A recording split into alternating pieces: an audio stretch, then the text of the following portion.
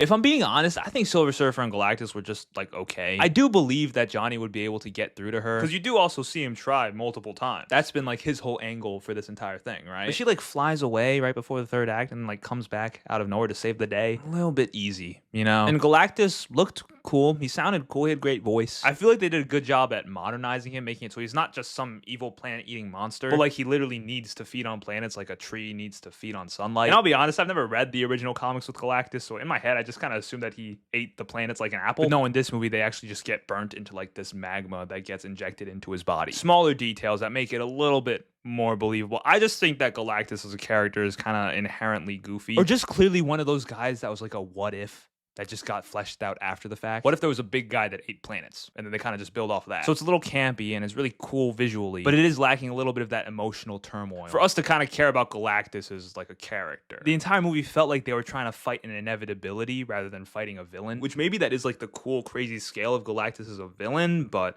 I think I prefer something a little bit smaller. That's why I'm really curious to see the dynamic between Reed and Doom.